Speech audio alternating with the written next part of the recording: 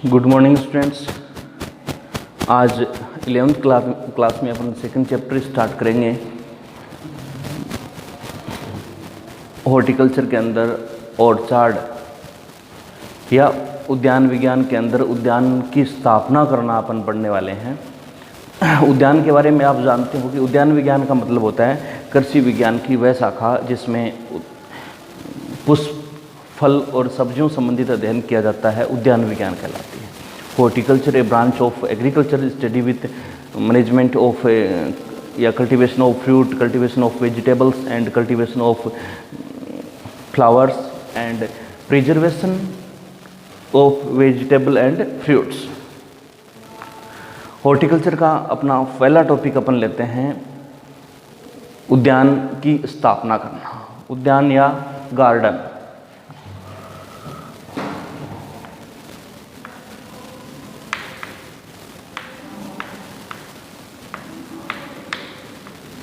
उद्यान या garden. Garden का मतलब होता है चारों तरफ से घिरा हुआ या चारों तरफ से घिरा हुआ, गार्डन शब्द का अर्थ होता है। उद्यान का मतलब होता है किसी भी खाली पड़ी भूमि को, उद्यान की यदि अपन परिभाषा पढ़ें, किसी भी खाली पड़ी भूमि को विभिन्न उद्देश्यों के साथ सुसज्जित करना उद्यान कहलाता है।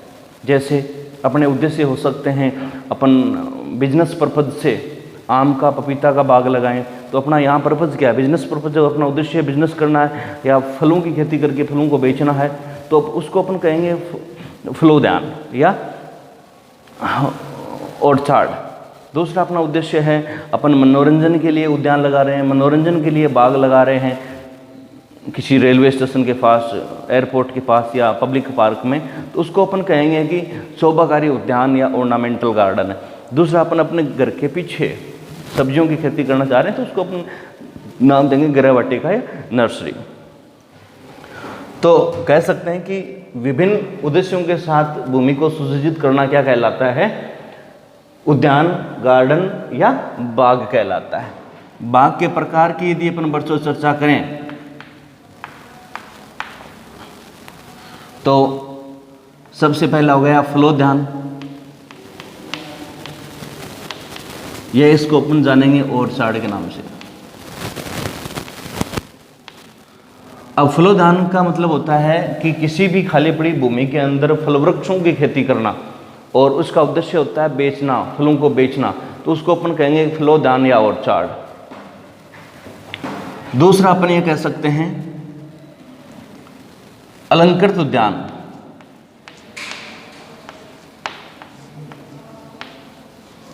या इसको दूसरा नाम शोभाकारी उद्यान भी दिया जा सकता है, जिसको ऑर्नामेंटल गार्डन कहा जाता है।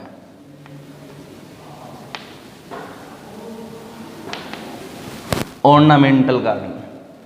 और तीसरा है बच्चों गृह वाटिका।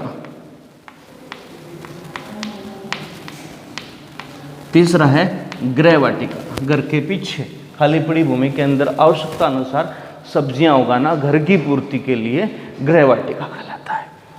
फलोद्यान या ऑर्चार्ड का मतलब बिजनेस पर्पज से एस्टेब्लिश किया गया ऑर्चार्ड फलोद्यान है।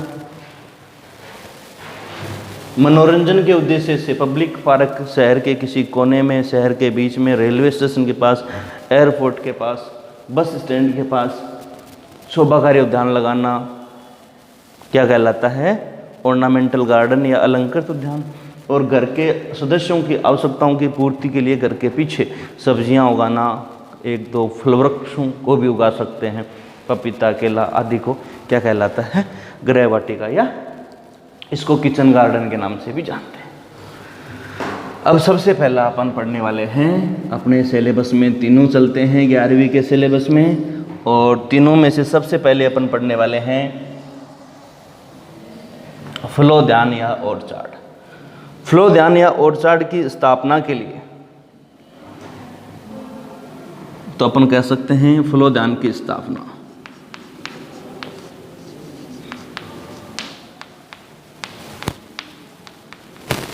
Established of orchard. फलोद्यान की स्थापना के लिए सबसे पहले निम्न बातों को ध्यान में रख करके स्थापना करनी चाहिए। स्थान का चयन, selection of location. Selection of location, ऐसे स्थान पर वो बाग होना चाहिए जहाँ मुख्य बाजार, बड़ा कोई शहर नज़दीक हो, क्योंकि अपन को उद्यान के अंदर विभिन्न प्रकार के उपकरणों की आवश्यकता होती है। पूरे 12 महीने इसके अंदर काम रहता है। इसके साथ साथ अपन किसी छोटे कस्बे या गांव के भरोसे 2 या 3 हेक्टेयर में आम या पपीता का बाग नहीं लगा सकते, क्योंकि इनकी सेल के लिए बड़े मार्केट का होना ज़रूरी है। तो अपन सबसे पहली आवश्यकता क्या है, किसी भी उद्यान की स्थापना किसी बड़े शहर के पास करनी चाहिए, ताकि सामान को बेचने में व अन्य उपकरण व क्रियाओं हेतु आवश्यक सामग्री को खरीदने में किसी प्रकार की बाधा उत्पन्न ना हो। तो नज़दीक में बाजार होना। दूसरा अपन ये कह सकते हैं कोई नेशनल हाईवे या मेगा हाईवे के नज़दीक हो। इसका क्या फ़ायदा है, एक तो इसका प्रचार में, इसके साथ साथ दूसरा है ट्रांसपोर्टेशन में कोई प्रॉब्लम नहीं होती, क्योंकि अपन को बड़ी गाड़ियां लोड करनी होती हैं फ्रूट्स को बेचने के लिए, तो किसी प्रकार की कोई दिक्कत ना हो, रास्ते की कोई दिक्कत ना हो। इसके साथ साथ जहां अपन उद्यान की स्थापना कर रहे हैं वहाँ का वातावरण, वहाँ का एनवायरनमेंट है वो प्योर होना चाहिए।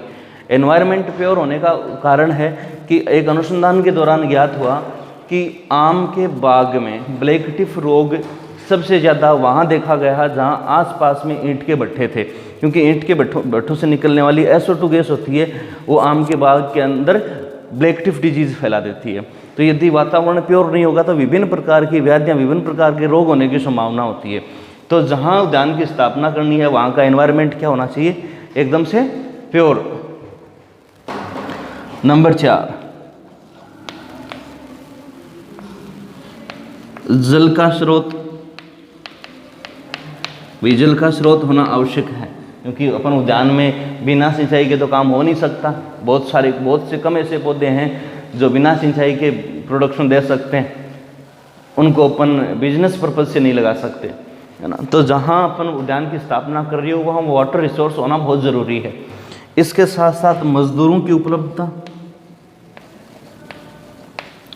जहाँ लेबर आसानी से मिल जाते हो, क्योंकि उद्यान के अंदर 12 महीने, पूरे 12 महीना काम रहता है। गेहूं की फसल, चावल की फसल, ऐसा नहीं है कि एक बार बुआई करने के बाद निराई गुड़ाई अपन ने कर दी उसके बाद कटाई पर ही आवश्यकता पड़ेगी मजदूरों की, नहीं। और चाड़ के अंदर 12 महीने लेबर की रिक्वायरमेंट रहती है, तो लेबर है वो पूर्ति होनी चाहिए। स्थान के चयन के बाद नंबर 2 पर आता है मृदा का चयन, सिलेक्शन ऑफ सॉइल। मृदा के चयन में उद्यान के पौधों के लिए सबसे पहले अपन ये कह सकते हैं कि मध्यम बलुई से दोमट मृदा, या सबसे उपयुक्त अपन ये कह सकते हैं कि दोमट मृदा उद्यान के लिए सबसे उपयुक्त मानी गई है, जिस मृदा का pH मान 6.5 से 7.5 के मध्य हो। 6.5 से 7.5 के मध्य हो, उद्यान के वृक्षों के लिए या फल वृक्षों के लिए उपयुक्त मानी गई है। अपन ये कह सकते हैं कि मृदा गहरी हो, मृदा कम से कम 2 मीटर गहरी हो। अब बच्चों, गहरी मृदा का अर्थ होता है कि उसके 2 मीटर तक किसी प्रकार की कोई कठोर चट्टान, कोई कठोर परत ना हो। यदि ऐसा है तो उद्यान के फल वृक्षों की जड़ें गहराई तक जाती हैं, और 2 मीटर से ऊपर कोई कठोर चट्टान या कोई परत होगी तो जड़ें डीप नहीं जा पाएंगी, तो नुकसान। तो अपने कह सकते हैं कि मृदा कम से कम 2 मीटर गहरी हो, जीवांश पदार्थ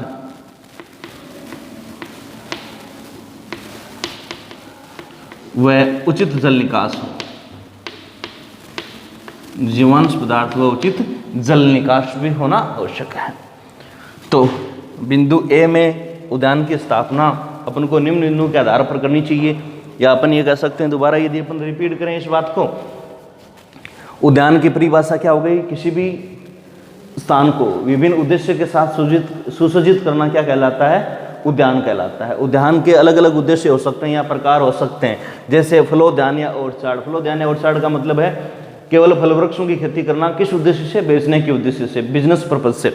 अलंकृत उद्यान का मतलब है मनोरंजन के उद्देश्य से की गई सुसज्जित या भूमि को सजाना, ऑर्नामेंटल गार्डनिंग कहलाता है। या घर के पीछे व्यक्तियों की आवश्यकता के लिए सब्जियों उगाना गृह वाटिका या किचन गार्डन कहलाता है। फलोद्यान की स्थापना के लिए निम्न बिंदुओं के आधार पर स्थापना करनी चाहिए। नंबर 1, स्थान का चयन। स्थान का चयन करते समय अपन को ध्यान देना चाहिए कि आसपास में बड़ा मार्केट होना जरूरी है। दूसरा, अपन ये कह सकते हैं कि कोई नेशनल हाईवे या मेगा हाईवे यदि पास से गुजरती है तो उसमें उद्यान में और 4 चांद लग जाते हैं।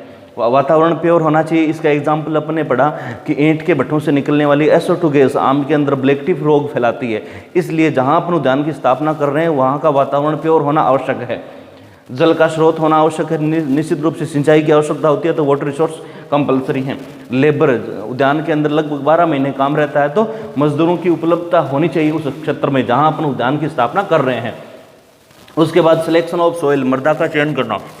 मध्यम दोमट मृदा है वो उद्यान के लिए उपयुक्त मानी गई है। लगभग 90% फसलों के लिए मृदा का pH मान 6.5 से 7.5 के मध्य होती है, यानी उदासीन pH मान वाली मृदाएं आवश्यक होती हैं। हालांकि कुछ फल वृक्षों को क्षारीय मृदाओं में भी उगाया जा सकता है। जैसे अपन अनार की बात करें तो अनार को 9.0 pH मान तक उगाया जा सकता है।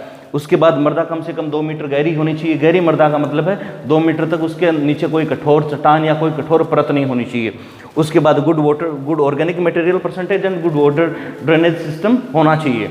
उसके बाद बच्चों अब अपन नंबर नेक्स्ट पर कह सकते हैं अभिविन्यास, उद्यान का अभिविन्यास।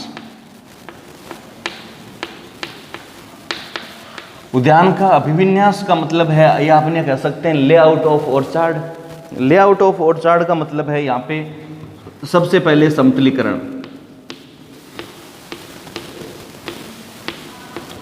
सबसे पहले समतलीकरण, लेवलिंग। यहाँ समतलीकरण का उद्देश्य है खेल के मैदान की तरह समतल करना नहीं है। यहाँ समतलीकरण का उद्देश्य ढलान के अनुसार पहले खेत को समतल करने के, वरना जल निकास की समस्या आएगी। तो जल निकास की समस्या से बचने के लिए सबसे पहले अपन क्या करेंगे? समतलीकरण प्रक्रिया करेंगे। समतलीकरण का मतलब होता है खेत को ढलान के अनुसार समतल करना, समतलीकरण कहलाता है। तो सबसे पहले अपन समतलीकरण करेंगे। उसके बाद घेराबंदी करेंगे या बाड़बंदी कह सकते हैं अपन। घेराबंदी या बाड़बंदी का मतलब है कि अंदर की फसल को भाई सुरक्षित तभी रह पाएगी, है ना। अंदर की प्रोडक्ट को सुरक्षित रखने के लिए अपन घेराबंदी या बाड़बंदी करेंगे। इसके लिए कम से कम 1 मीटर ऊंची दीवार बनानी चाहिए। दीवार के ऊपर 1.5 या 2 फीट तक मुड़े हुए लोहे के सरिये लगा दें और उसके चारों तरफ कंटीले तारों का प्रबंधन कर दें। आजकल इलेक्ट्रॉनिक भी किया जाता है, करंट भी छोड़े जाते हैं, गवर्नमेंट ने उसकी अथॉरिटी दे रखी है। तो बाड़बंदी या घेराबंदी। अब दोनों में अलंकृत उद्यान में इसका मतलब दूसरा होता है। अलंकृत उद्यान में इसका मतलब होता है, बाड़बंदी का मतलब होता है ऐसे वृक्षों को उगाना जो एक हेज का काम करते हों, जैसे दुरंटा, कनेर, मेहंदी, गुड़हल। जबकि यहाँ बाड़बंदी का उद्देश्य क्या होता है? दीवार बना करके उसके ऊपर लोहे के खंभे लगा करके कंटीले तारों का प्रबंधन करना। उसके बाद नंबर 3 पर आती है बात सड़क व रास्ते। सड़क व रास्ते का मतलब है कि उद्यान के प्रत्येक छोर तक पहुंचने के लिए, प्रत्येक भाग तक पहुंचने के लिए मुख्य सड़क का होना जरूरी है। मुख्य सड़क की चौड़ाई है वो अपन लगभग 4 से 5 मीटर रखेंगे। उसके बाद रास्ते, प्रत्येक कोने तक पहुंचने के लिए रास्ते बनाए जाते हैं। और पगडंडियाँ, पगडंडियों का मतलब होता है प्रत्येक फलवृक्ष के पास पहुंचने के लिए पगडंडी होना जरूरी।